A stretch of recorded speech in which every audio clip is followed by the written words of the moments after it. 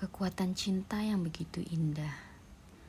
Hidup bersama ibu yang memilih jalan berbeda dengan kita tidaklah mudah. Perjalanan yang membuat seseorang tidak akan pernah bertemu, baik di permulaan, pertengahan, maupun di akhirnya. Lalu apa yang membuatnya mampu meniti jalan tersebut? Ternyata ada cinta yang luar biasa, cinta yang lebih indah, cinta yang lebih abadi yang ia harapkan, yakni cinta dari penciptanya, Rabb semesta alam, pemilik permulaan dan penguasa hari akhir. Abu Bakar As-Siddiq memiliki 4 orang istri. Salah satunya adalah Qutailah binti Abdul Uzza. Dari pernikahan ini, Abu Bakar memiliki 2 orang anak, yakni Abdullah bin Abu Bakar dan Asma binti Abu Bakar. Abu Bakar menceraikan Qutailah pada masa jahiliyah. Tatkala Abu Bakar As-Siddiq masuk ke dalam Islam dan Qutailah enggan ikut serta masuk ke dalam Islam bersama suaminya. Perbedaan prinsip inilah yang membuat mereka berdua bercerai. Namun, kedua anaknya, yakni Abdullah dan Asma, ikut bersama ayahnya masuk ke dalam Islam. Dialah Asma binti Abu Bakar, putri dari seorang ayah yang mulia, keturunan dari orang yang soleh, pendamping dari seorang suami yang pemberani, dan seorang ibu dari anak-anak yang soleh. Gelar ini diperoleh dengan ujian yang panjang, ujian yang berat dan melelahkan, namun memiliki buah yang manis. Asma lahir di tengah kaum jahiliyah, 27 tahun sebelum peristiwa hijrah. Pada zaman manusia mencampurkan kebenaran dan kebatilan, di saat patung-patung menjadi pengharapan bagi kaum yang bodoh. Namun, ayahnya Abu Bakar memiliki sahabat yang jujur, yang dikenal sebagai orang yang dapat dipercaya. Tidak pernah ditemui kebohongannya.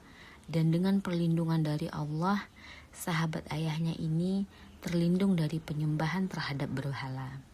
Dialah Muhammad. Abu Bakar dipilih oleh Allah untuk menjadi sahabat setia Muhammad, baik sebelum beliau diutus maupun sesudah diutus menjadi seorang nabi. Asma kecil melihat, memperhatikan, dan meniru setiap nilai-nilai yang dimiliki oleh ayahnya. Dengan hidayah dari Allah, Asma memilih jalan yang sama bersama ayahnya, memilih jalan yang penuh dengan duri, namun jalan tersebut juga memiliki banyak bunga yang indah. Jalan yang sulit, namun orang-orang berimanlah yang mampu menikmatinya dengan hati yang ridho dan hati yang penuh harap. Abu Bakar menikahkan Asma dengan Zubair bin Al-Awwam. Zubair adalah sepupu dari Rasulullah dan juga merupakan keponakan dari Khadijah, istri Rasulullah. Ibu Zubair bernama Sofiyah binti Abdul Muthalib dan ayahnya adalah Al-Awwam bin Khuwailid. Ayah Zubair bin Al-Awwam meninggal semenjak anaknya masih kecil. Namun ibunya, yakni Sofiyah, mendidik Zubair dengan disiplin dan tegas. Hal ini membuat Zubair menjadi pemuda yang tangguh, menjadi pemuda yang pemberani, dan ahli dalam menggunakan pedang. Kedekatan Zubair dengan Rasulullah menjadikannya sebagai sahabat yang setia, yang senantiasa menolong Rasulullah. Banyak suri tauladan yang diajarkan oleh Rasulullah kepada Zubair. Alasan inilah yang menjadikan Abu Bakar menikahkan anaknya Asma dengan Zubair bin Al-Awwam. Asma terlahir dari keluarga yang kaya raya. Ayahnya Abu Bakar adalah seorang pedagang kaya. Namun, Abu Bakar mendidik anaknya dengan menanamkan keberanian, tanggung jawab, dan kedermawanan. Asma tumbuh menjadi seorang wanita yang tangguh. Sedangkan Zubair terlahir dari keluarga yang sederhana. Apalagi setelah kematian ayahnya, ia hidup dalam kondisi ekonomi yang memprihatinkan. Namun ibunya lebih mendidik Zubair dengan keterampilan bertahan hidup dan militer, seperti menunggang kuda dan memanah, daripada sibuk mengumpulkan harta. Dengan belatar belakang inilah, kehidupan rumah tangga Asma dan Zubair tidak menjadikan mereka canggung.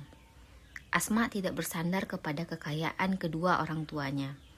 Dengan hati yang ridho, Asma menjalani rumah tangga yang sederhana bersama Zubair. Tatkala Zubair sibuk dengan berbagai urusan perkembangan Islam, Asma lah yang bertanggung jawab atas rumah tangga mereka. Setiap hari Asma mengambil air dari sumur, lalu membawanya ke rumah. Membawa kurma dan gandum dari hasil tanah yang diberikan oleh Nabi kepada Zubair. Setiap hari, tentu jarak ini tidaklah dekat. Tidak hanya itu, Asma juga mengurus kuda dan unta milik Zubair, tanpa bantuan seorang budak pun. Asma tidak mengeluh dengan keadaan. Ia memilih untuk meniatkan segala yang ia lakukan adalah bentuk ibadahnya kepada Allah dan sebagai bentuk khidmatnya untuk suaminya. Cinta yang begitu indah ini menjadikannya kuat. Ia melihat ujian ini dengan kacamata iman, sehingga ujian yang begitu sulit pun menjadi terasa mudah bagi Asma. Mengikuti ajaran Muhammad di masa awal tidaklah mudah. Begitu banyak dan begitu kuatnya pertentangan dari para pemuka kaum Quraisy.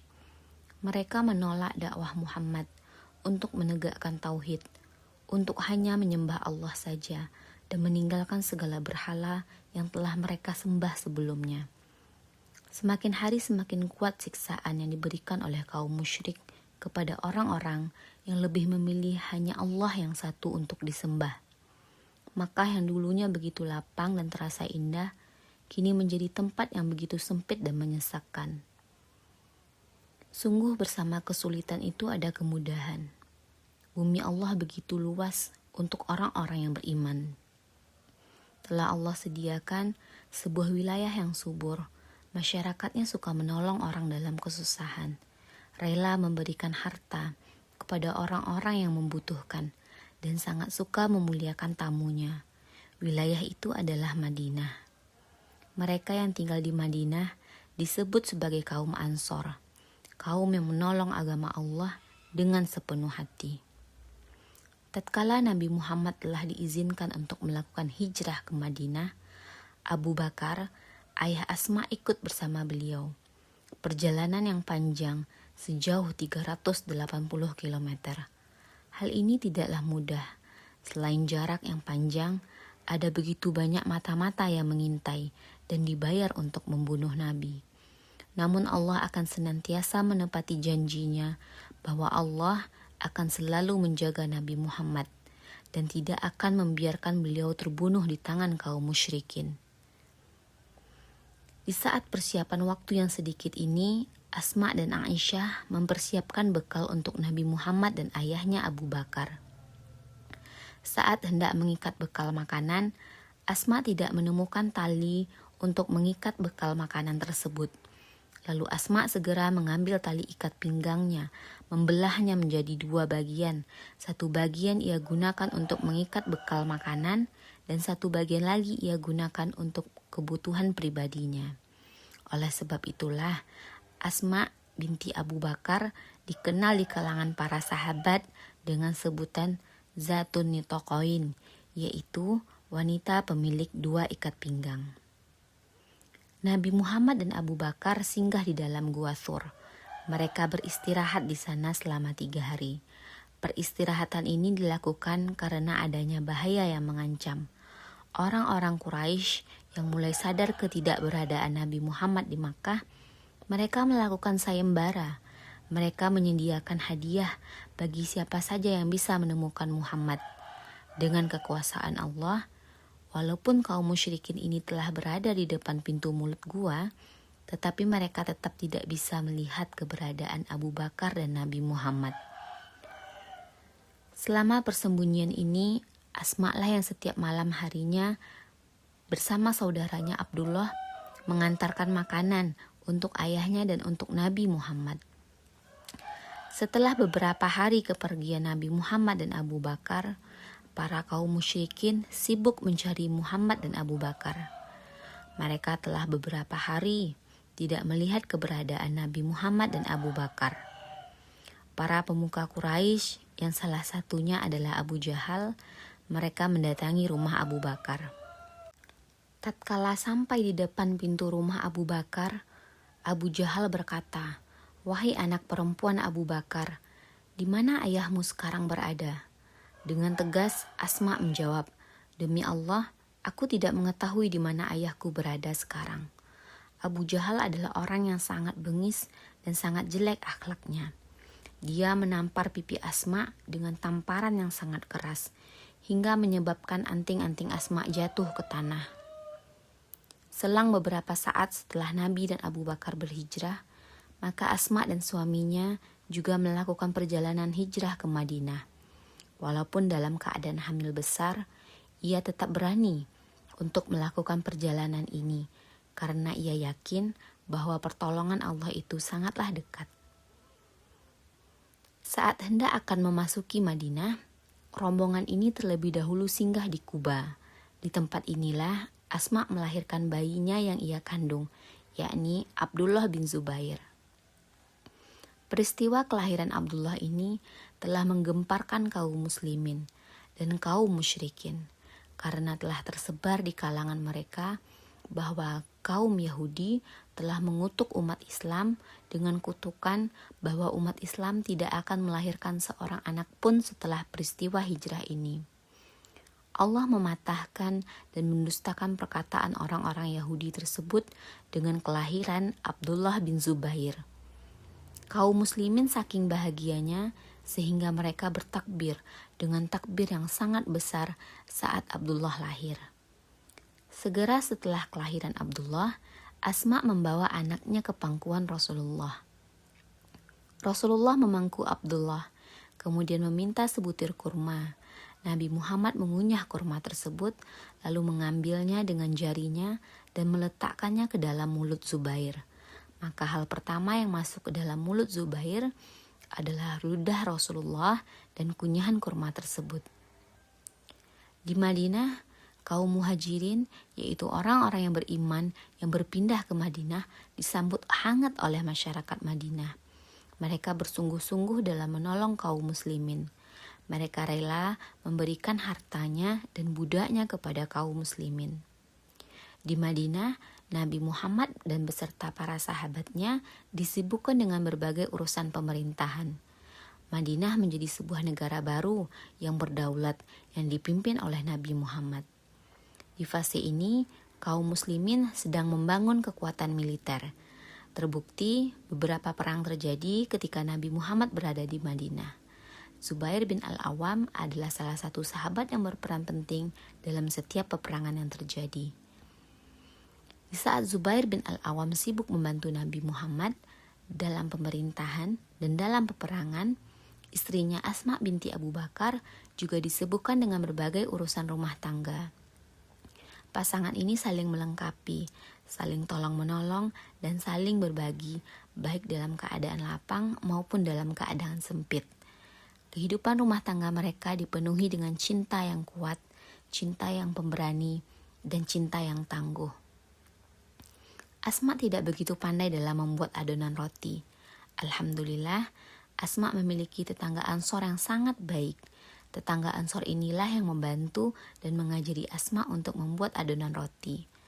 Pekerjaan rumah tangga Asma di Madinah tidak dibantu oleh seorang budak pun. Bahkan Asma sendirilah yang mengerjakan pekerjaan rumah, seperti mengambil air dari sumur, kemudian membawanya ke rumah, memikul biji-bijian gandum dan kurma di atas kepalanya dari kebun yang jaraknya cukup jauh dari rumah mereka. Biji-bijian ini berasal dari kebun yang diberikan oleh Rasulullah kepada Zubair, serta memberi makan kuda dan unta milik Zubair sendirian. Pada tahun 7 Hijriah, saat terjadinya perjanjian Hudaibiyah, ibu dari Asma, yakni Qutailah binti Abdul Uzza, datang ke Madinah untuk mengunjungi putrinya tercinta. Sudah beberapa tahun mereka tidak bertemu. Qutailah memendam rasa rindu yang begitu dalam kepada anaknya. Qutailah membawa beberapa hadiah untuk Asma. Pertemuan pun terjadi. Betapa bahagianya Qutailah dapat menemui putrinya. Tentu saja, Asma juga bahagia. Namun hati Asma resah untuk menerima hadiah dari ibunya yang masih musyrik. Perkara ini diadukan oleh Asma kepada Rasulullah. Asma bertanya, "Wahai Rasulullah, apakah aku boleh menyambung tali silaturahim dengan ibuku yang masih musyrik?" Rasulullah Shallallahu Alaihi Wasallam menjawabnya dengan firman Allah di dalam surah Mumtahanah ayat 8. Sesungguhnya Allah tidak melarang kamu untuk berbuat baik dan berlaku adil kepada orang-orang kafir yang tidak memusuhimu dalam urusan agamamu dan tidak mengusirmu dari kampung halaman. Sesungguhnya Allah mencintai orang-orang yang berlaku adil. Setelah kematian Nabi Muhammad, Asma melahirkan beberapa anak lainnya, yakni Urwah bin Zubair, Al-Munzir bin Zubair, Asim bin Zubair, Khadijah Al-Kubra binti Zubair, Ummu Hasan binti Zubair, dan Aisyah binti Zubair. Di antara mereka yang terkenal adalah Urwah bin Zubair. Dia adalah salah seorang dari 7 ahli fuqaha Madinah, yaitu sebutan untuk sekelompok ahli fikih dari generasi tabi'in yang merupakan para tokoh utama ilmu fikih di kota Madinah setelah wafatnya generasi sahabat yang hidup sezaman dengan Nabi Muhammad. Pada tahun 15 Hijriah, terjadilah Perang Yarmuk, perang antara kaum muslimin melawan pasukan Romawi yang terjadi di lembah Yarmuk. Perang ini dipimpin oleh Khalid bin Walid, dan tentu saja Zubair bin Al-Awam ikut dalam peperangan ini.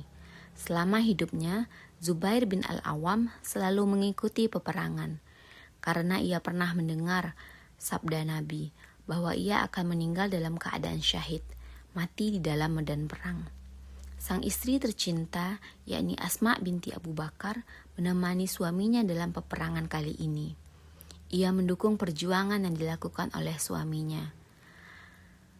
Asma bertugas di bagian belakang pasukan kaum muslimin. Ia bertugas untuk mengobati para pejuang yang terluka. Namun, Asma juga mempersiapkan sebuah belati tajam jika saja ada pasukan musuh yang datang ke barisan pertahanan. Dengan kekuasaan Allah, peperangan ini dimenangkan oleh kaum muslimin. Sebuah sejarah yang besar.